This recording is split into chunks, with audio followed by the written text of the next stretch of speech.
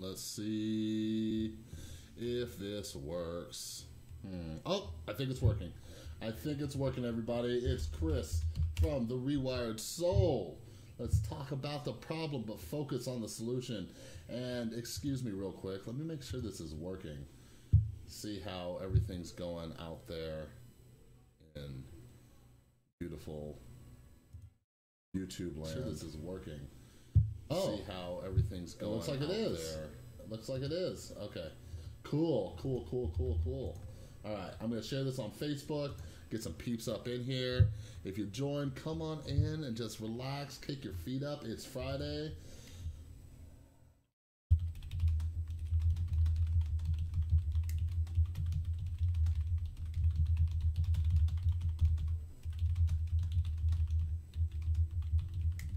Also, just to let everybody know, like I decided to do this because I got a new microphone and I'm pretty excited to use it. I'm not sure how it sounds. I'm hoping anybody who comes in can let me know how it sounds.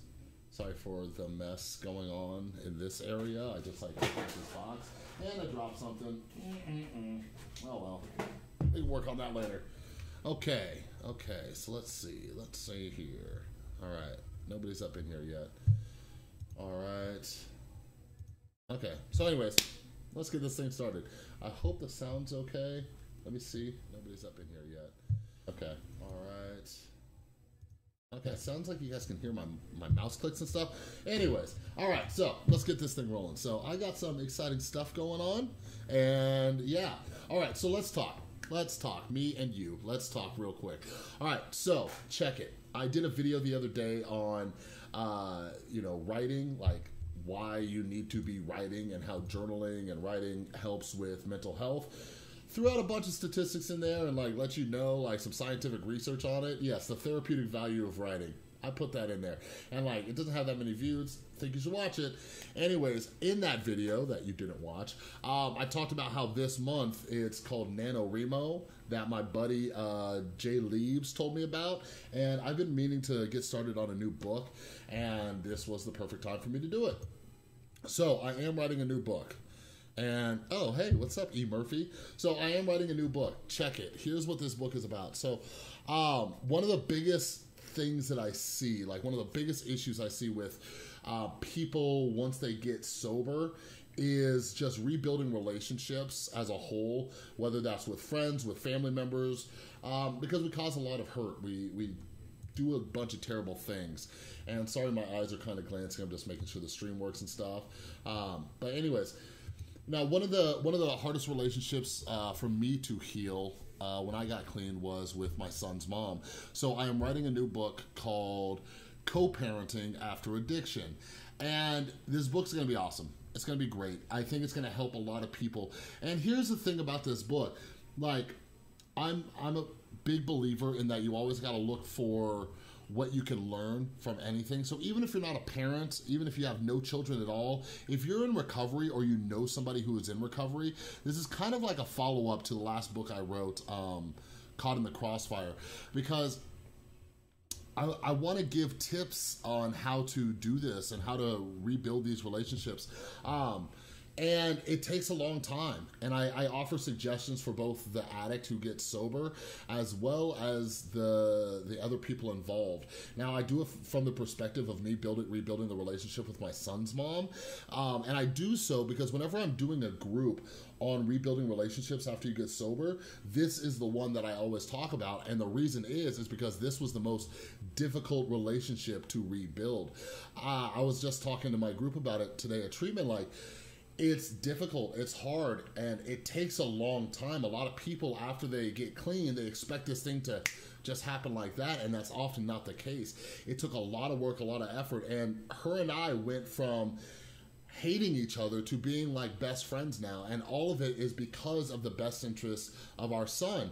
But like I'm saying, this book is for everybody because, you know, a lot of times when we have toxic relationships, when we have those difficult relationships, a lot of it is based on two things, our pride and our ego.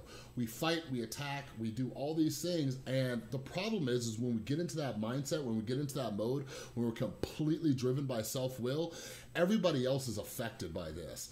So I really wanted to write this book, and mainly because I know a lot of people are parents out there. So I want to explain the story of what happened, how we got where we were when I got clean, the process that it took after I got clean for us to rebuild the relationship, and basically how we got to the point where we're at today, where we have this amazing relationship. So this book, I'm really excited about it because I think it's going to help a lot of people, and that's all I do. Like, if you haven't looked yet, I have 2 other books. They're available on Amazon. One of them is called Hope, and that's my personal story. I'm probably going to redo it at some point and make a longer version. But the second book I wrote was called Caught in the Crossfire. So this is going to be book number 3. I'm a writing machine. Writing's like my natural thing that I've always done. Video's kind of new. And the reason why writing, let's talk real quick about social anxiety. The reason why writing was kind of the first thing that I got into is because I had wicked social anxiety. The fact that I can do videos now, the fact that I can teach groups in front of, today the group I taught was 60 people, like that would have made me have a heart attack years ago. So writing was my outlet. Writing was a way for my voice to be heard. I also used to have a lot of issues, and I think a lot of people struggle with this who are children of alcoholics and addicts. I felt like I was never being heard. I felt like I was just screaming into the abyss, and writing became a platform that I found where people actually were listening to me, and it was a great outlet for me. But like in regards to social anxiety, I don't know what my problem is because I really need to do some videos on social anxiety. Social anxiety was just the bane of my existence. Hell, that's the reason why I found alcohol and drugs. I could not comfortably talk to people. Even if I did, a lot of it was just this facade, and I was able to make it look like I was okay, but even just having a one-on-one conversation, my brain just wouldn't stop going, and now it's completely different. So as somebody who went from like severe social anxiety to pretty much non-existent, I don't know why I'm doing a disservice to all of you by not teaching you the methods I've used to overcome my social anxiety. And you know what? I'm beating myself up right now. I don't do that. The reason I haven't made the videos is because like I have a million thoughts in my head, and I try to prioritize them. Like whenever something pops up, when a topic pops up that I'm passionate about, I do a video on that. I have an entire notebook in my phone of different video ideas. So social anxiety is on the list. But if you're watching this, even if you're watching the replay, like come back and like leave comments. Let me know, like, is social anxiety a topic you want me to touch on? Like, I try to read all of you and what your comments are, what your posts are, what you're doing on social media, and I try to make my videos relevant to what you're dealing with. So if you are struggling with social anxiety and you would like me to do videos on it, leave a comment. Like I am at your service. I have a lot of mental health information in this skull of mine, and the whole reason I do this this whole YouTube channel is just so I can help people. So if you want me to do stuff on social anxiety, leave a comment. And if you're new here, I don't know what you're doing, like hit that subscribe button, yo. But anyways, that's the exciting part. So, well, it doesn't stop there. We're gonna keep going. Anyways, those of you just joining me, I mentioned that I did this live stream because I wanted to start testing this new mic. You can't see it, like it's right here. I don't know if you can see it, it's a fancy mic. So, here's what I'm gonna do. I just made an Instagram post. If you're not following me on Instagram, don't know what you're doing, at The Rewired Soul. And I got this mic because I talk so damn much. Do you know how much of a struggle it is for me to make short videos on YouTube because I try to gauge people's attention span? It's hard, it's rough. So I got this mic, 1, to make my video sound quality better, but 2, so I can start doing a podcast. Yep, that's right, I said it. I am going to start a mental health podcast. So it's gonna be cool. I'm really, really, really excited to do this. Hey, my buddy Get Sober, Stay Sober from across the pond, yeah. I'm having trouble expressing myself in meetings. Hey, so E. Murphy, and I'm sorry, so I'm going to do a podcast. Let me reply to E. Murphy. E. Murphy, yes, absolutely. Like, and it's okay. Like, dude, so when I first started going to meetings or when I got clean, I didn't know how to talk to people. Like, it was deathly afraid. One of the things I did for my social anxiety in the beginning was I would force myself to be in awkward situations. And what's up, Jay Leaves? One of the things I did, after meetings or whatever, I would go out for coffee, and even if I just had to stand there and not say anything, I would do that, and it just helped me like overcome certain fears. When it comes to social anxiety, the best advice I can give is what they call exposure therapy. Do things that scare you, because what it's doing is it's actually retraining your brain. I'm glad to hear that, Jason. It's retraining your brain to realize that this is not something that's scary and you can get through it. So you force yourself to be in these awkward situations. Now, when it comes to meetings, you don't have to talk. Like, just go and listen. Like, if I had to prioritize stuff, recovery is here, social anxiety is down here. Like, stay sober first, and that happens just by sitting in meetings and listening. Social anxiety, we'll deal with that later. I didn't overcome my social anxiety for about 2.5 years of my sobriety, but I found the people that I could connect with and open up with. Get sober, stay sober. You know what? Man, it's crazy. I was literally just thinking about you the other day, and I was like, I wonder how he's doing. So anyways, man, like, my hat's off to you. Like, congrats on getting back on this thing. And get sober, stay sober. Like, I was just talking about doing a podcast. Shoot me a message or shoot me an email. I'll put it in the thing. Like, I'd love to chat sometime. But yeah, man, like, I just made oh, whoops, that's not my email. The rewiredsoul@gmail.com. Like, congrats for like giving this thing another try, but I'd love to talk to you and just see what's happened, because I've watched your videos. I've seen that you've made videos for a while, and I don't know, man. I just want to okay, cool, I'll check it out. Like, what I try to do, I'm very analytical, and whenever somebody relapses, I just try to sit down with them and see, like, what happened? Where'd you go astray? What can we do differently this time?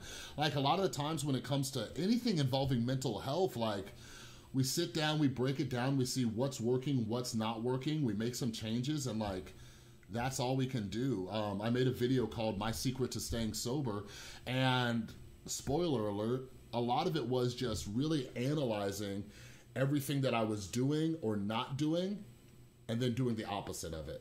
One of my alumni, one of my clients, told me he relapsed yesterday, and like, I just said, what weren't you willing to do? And we just sat and talked about it, and, you know, hopefully he's going off on the right path. So yeah, dude, I'm gonna check out your video, and but yeah, shoot me an email, because literally, aside from like YouTube comments, I have no way of getting in touch with you. Jason, I turned down the gain all the way on this thing. I think I did. Is it all the way down? Yeah, it's all the way down. I also downloaded some other stuff. I'll show you what I did. But yeah, I also downloaded this thing for like the audio threshold. But okay, I'll hang around with more people. I have 64 days. Cool. I want sobriety in my life. Awesome, man. And I hope you keep coming back and watching my videos. Like, seriously, E. Murphy, like, you are the person I am targeting the most. Like, if you need help, if there's any questions or anything like that you would like me to answer, like, that's what my whole Ask an Addict series is about. So if you're finding any difficulties, struggles, questions, or anything, like, shoot me a message, like, tweet at me, put a comment on a video for more clarity. I put my email address in here. You know, just do that thing. But yeah, if I can ever answer any questions, let me know. Let me see. Well, I've been in resentment towards my sobriety for a while. I wish I had been honest about it, and I wasn't. It got too much for me, and I drank. Now I don't blame anyone else for my boozing except myself. Made the conscious. Yeah, no, and that's absolutely the thing. Like, one of my clients, like, he was talking about how, you know, he's in treatment. He is currently in treatment, and he went out and he shot heroin. Like, we get a case of the screw-its, and you know, I think that's an important topic too. Like, we get to a point where we know that it's like when I first was trying to get sober, I blamed the rest of the world, but then after a while I was just blaming myself. And then it became like addiction, alcoholism, whatever it is, a lot of it turns into self-harm. Like when we think of self-harm, we think of people cutting, you know, and harming themselves in that way. Some of us, we harm ourselves with alcohol, with drugs, negative talk, or whatever it is. So, you know, if that's the case, you know, I you know, like to talk about that. I'd be curious on what you mean, like a resentment towards your sobriety. Like, I'm not entirely sure what you mean by that, but I know one of my struggles in the beginning was just admitting that I have a problem, and I'm not like other people when it comes to this particular thing. I'm like most people in many other ways, but when it comes to alcohol, when it comes to drugs, I am different. I can't control it, you know? Oh, yeah, man. Huh, yeah, that's rough. And like, geez, like, yeah, I would offer you advice, but I know you're from the UK, and I'm not sure about the job market out there. But I see that happen a lot. People, you know, stress about a job and stuff. But like, what I would ask you is, because I see that you do a lot of recordings in your house. And, oh, Wales. Oh, you live in Wales. Okay, my bad. Like, now I feel stupid. Wales, that looks awesome. I would love to, maybe I can come visit you sometime. But yeah, like when it comes to a job, like what I often ask people is like, how necessary is the job? For a lot of us, it's absolutely 100% necessary. But in my early recovery, I was so hyper-focused on getting a job, making money, getting a job, and doing this. But the reality was my mom was taking care of me and stuff like that. And I took a year off from work. But if you need money, you need money. And sometimes that's just where the chips fall. And I would just say, you know, keep hustling. Like when I finally had to get back on my feet and get a job, like I don't know if Craigslist is a thing for you out there, but I was on Craigslist for 4 or 5 hours a day just shooting out resumes. Oh, E. Murphy said something too. I watch and share all your videos. I am having trouble gaining trust from my daughter. How do I handle this situation? Oh man, let me ask you this. How old is your daughter? And E. Murphy, that's something that I'm actually going to talk about in my new book. Like, yeah, let me know how old your daughter is, because that'll kind of help me out a little bit. Oh, 18. Okay. This is like any other relationship. Even though it's your daughter, it's like any other relationship. And I don't know you very well, E. Murphy. Feel free to interject. But a lot of the times, and this is a lot of the reason what my book's about. Like when I was at the same amount of clean time as you at 64 days, the expectation in my head was that people would see that I'm serious about this time, right? And I kept having to remember that my alcoholism, my addiction lasted for a decade.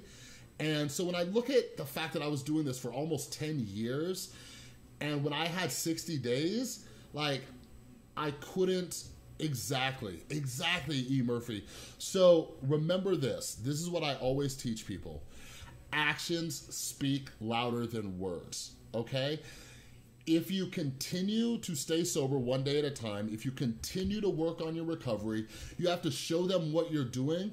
The trust comes back over time. There's a quote in the big book that I love, and it says, the wise family will be proud of him for what he is trying to get rather than what he has, or something along those lines. I just wickedly, I destroyed that quote, by the way. But what I'm saying is for example, this book, and the spoiler alert, here's a little sample of something that's going to be in the book, is my son's mom and our relationship was terrible, and she never trusted me. I was always late. I always told her I was going to stay sober, and I never did. So even after I had a year and a few months sober, she still didn't fully trust me. So E. Murphy, just remember, a year and a few months after, she still didn't trust me, okay? Now, I ended up getting a job. I took a huge pay cut. I was making minimum wage. And to get to this job, I had to ride a bus an hour and a half each way to and from work, okay? I had to be there at 7 a.m. and I left at 3 p.m. So to get there at 7, I had to wake up at 4:30 in the morning. I left at 3 o'clock. I was going to meetings every single day. And eventually, she just started noticing, like, wow, who is this guy? You know what I mean? Like, I worked at that place for over 1.5 years until I got the job at this rehab center, and she just saw all of the work that I was putting into this thing and being a good person. She saw that I wasn't calling out sick into work.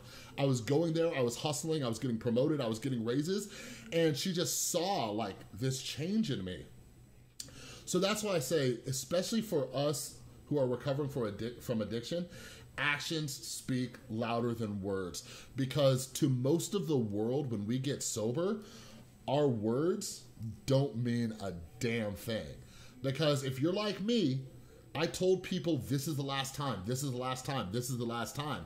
And every single time, it wasn't the last time. So I had to sit back and humble myself and just be like, you know what? I get it. I get why they don't trust me. You know what I mean? So I'll tell you what people told me, E. Murphy. I'll leave you with this on that subject. They said, stay sober one day at a time, continue to improve yourself, and things will get better. Now, they never told me that people were going to come back in my life. They never told me that my son was going to love me. They never told me that my ex was going to be nice to me. They never said I'd get a job or make money or get a house. They just told me things will get better. And that was my North Star. I just said, okay, anything is better than this, so I'm just gonna keep doing it. And the things I received through staying sober, in my opinion, are 1,000 times more than what I feel I deserve. So like, I hope that gives you some hope to just stay on the right track, do what you're gonna do. Patience is our best asset in recovery. But it can be our worst enemy. People get impatient. They want everything now. And it took me a long time. And as I'm saying that, sorry, I zoned out, because like what I'm saying right now about recovery, it kind of makes sense to what I'm doing with this YouTube channel, because I want this YouTube channel to explode so I can help a bunch of people. But it just takes time, and it takes patience and perseverance. But things will get better. Just seriously, man, just keep doing what you're doing one day at a time. Things will get better. One of my alumni, he's been sober 1.5 years. He just started rebuilding the relationship with his daughter. So don't worry. You're probably a young guy. I hope you're a guy. It's E. Murphy. You might be a girl. And I hope you're a girl. Doesn't matter. But anyways, she's only 18. She has time to heal. But keep going to the meetings, because the meetings, getting a sponsor, working the steps, that gives you an opportunity to make a proper amends to her as well. Also, I know us two have different opinions on alcoholism being a disease as well. I still don't believe it's a disease, because a disease is something contagious. Alcoholism is self. No, I get it. Get sober, stay sober. And like, regardless of what you and my differing, 42 years young. Awesome.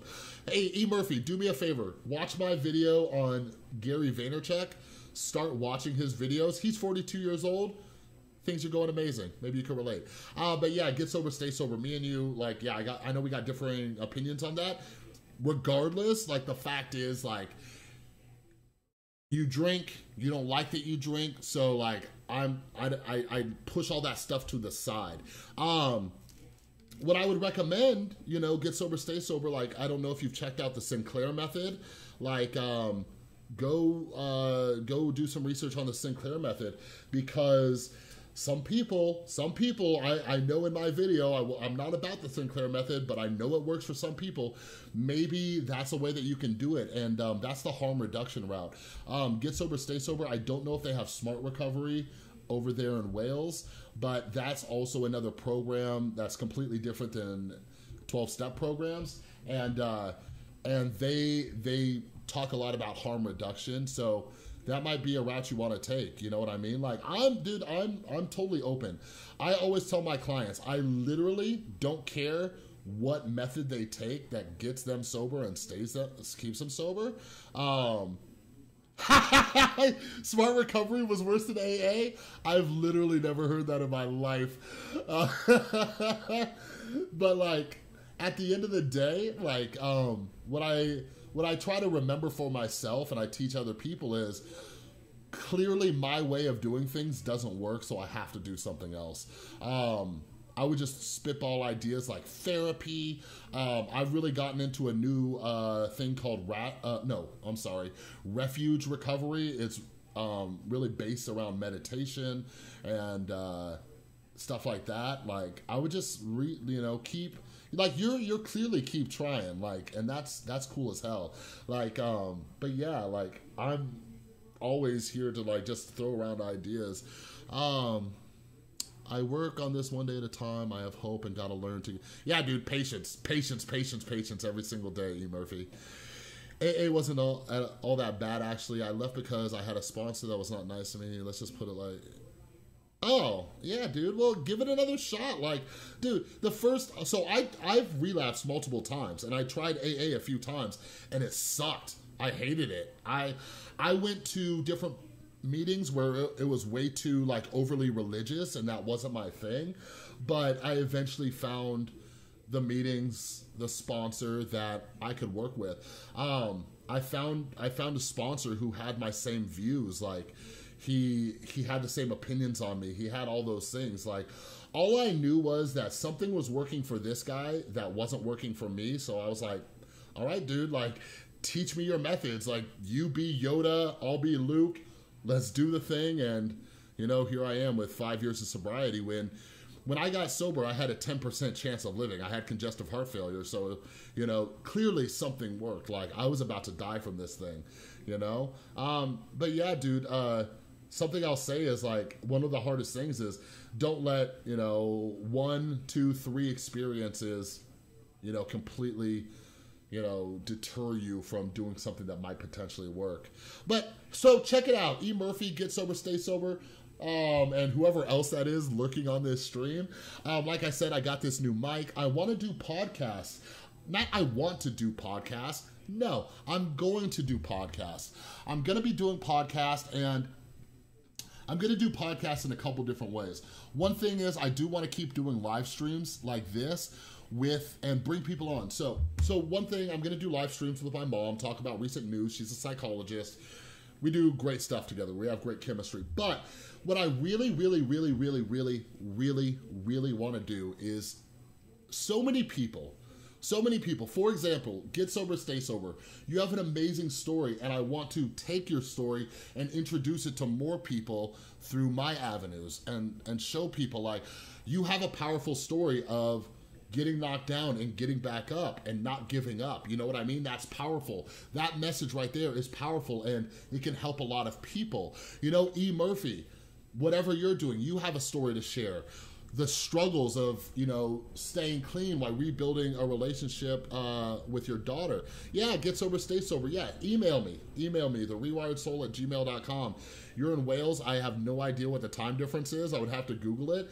But yeah, I want to do that and talk. Like, that's the thing. Everybody has a story that has so much power. One of the only reasons I'm sitting here today is because I kept saying, like, wow, if that guy can do it, I can do it too. And I want to put that out there in the world more so. Like, I want to talk to people who have struggled with depression. I want to talk to people who grew up with alcoholic or addict parents. I want to talk to people who have been struggling with PTSD. Like, the more we share these stories, the more you can give solutions.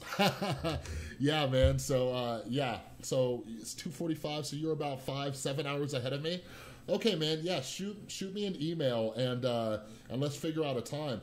But I know so many people that I know that have amazing stories and nobody even knows about them. You know what I mean? My best friend, and she's gonna be one of my first guests, she's had cancer come back 3 times. She's also a sexual assault survivor. She's also has endometriosis. She has a lot of things that have tried to keep her down, and right now she's back in school pursuing a PhD. Like, what? Like, I just told you a little bit of her story in like 30 seconds, and you're probably like, what? Oh yeah, and my friend's a vegan, and yeah, like, I'm still working on being vegan. By the way, exciting news for me, tomorrow I'm seeing Thor, and then I'm going to a vegan food festival. It's gonna be dope. But I have another friend who he grew up with an alcoholic addict mom, and now he's killing it. He has an amazing career. I have other friends who are veterans. I have other friends who have bipolar disorder. And I'm in part of different recovery Facebook groups, and people in there have amazing stories. You know, I want to get more of these stories out into the world, and not just about addiction, but about mental health in general, depression and anxiety. Like, so many people struggle with it. It's insane. So like, why aren't we giving this message of hope to more people? So I went out and spent a lot of money on this microphone, and I'm gonna put it to good use because I want to spread this message of hope. But yeah, well, go to that vegan festival and take some pictures. Do a vlog about that. Hell, I want to see what it looks like. I want to see, that's what I'm saying. Get sober, stay sober. I want to see what a vegan food festival in Wales looks like. So do a vlog or something on that. Ooh, Catherine Zeta-Jones. That was my first celebrity crush. I said it. But anyways, you guys, I've been on here for 30 minutes, and I actually planned on making a video tonight. This might be my video because I'm going to go hang out with my son, but I'm going to take off. So if you're watching the restream or you skip to the end or whatever, like it, subscribe. I'm also coming out with a new book called Co-Parenting After Addiction. I have 2 other books available on Amazon. I'm starting a podcast. I am doing so many things in the world of mental health because I'm passionate about it. I love it, and I just want to help people. So thank you to my peeps who watched this whole thing. And yeah, I'll be posting another video soon, so I'll see you later. If you have any topics you want me to go over regarding mental health, addiction, mental illness, any of that stuff, shoot me an email at therewiredsoul@gmail.com or leave a comment. I'm on Twitter. I'm on Instagram at therewiredsoul. Get a hold of me. I am making content to help you out. You're all beautiful. I'll see you later. Yeah, E. Murphy, you can get them on Kindle. Just go to Kindle. Just go to Amazon and look up my name, Chris Boutte. Boop. Both of them are available on Kindle. I only have the Kindle book. So anyway, sorry. Had to answer E. Murphy real quick. So yeah, I'll see y'all later. Have a good evening and a good weekend. All right, bye.